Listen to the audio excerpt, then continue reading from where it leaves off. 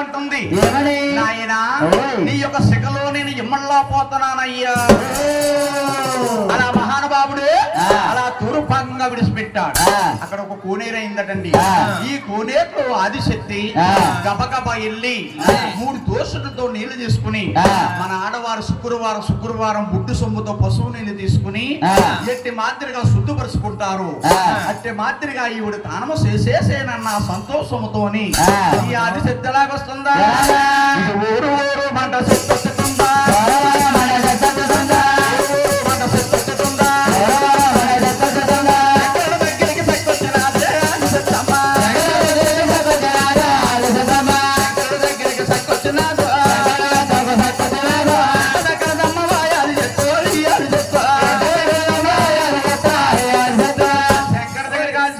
వచ్చిందటండి. శంకరుని అంటా ఉంది ఏమని, నాయనా నేను 7 సముద్రాల పాల సముద్రాల తలారా తానం చేసి వచ్చాను, నన్ను పొందు నాయనా. అప్పుడు మహానుభావుడు అంటా ఉన్నాడు ఏమని, అమ్మా నేను చూస్తే పువ్వులో కొన్నాను, నువ్వు చూస్తే ఈతాలు పడుకున్నావు, ఇల్లులా తలకాయ ఉన్నది, బండి చక్రాల తల్లి వరగమన్నారా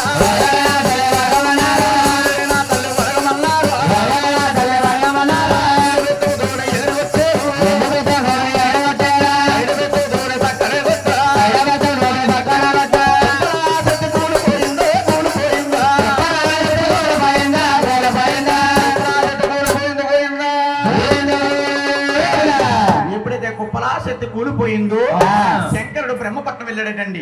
బ్రహ్మదేవుని బతికించుకున్నాడు. బ్రహ్మదేవుడు శంకరుడు ఆది విష్ణుమూర్తి తల్లిగారి దగ్గరకు వచ్చారట. తల్లి ఎలాగుందయ్యా? ఉప్పలా కూలిపోయిందండి. ఉప్పలా బూడిదే కూలిపోయి ఉన్నదట. ఎప్పుడైతే కూలిపోయి ఉన్నదో కూలిపోయిన బూడిదని శంకరుడి స్త్రీ సోలము తీసి 4 భాగాలకు ఇస్తాడట. 4 భాగాలు అయిందండి. 3 గీతలకు ఇస్తాడు. 4 భాగాలు అయింది. 4 భాగాలు అయ్యింది.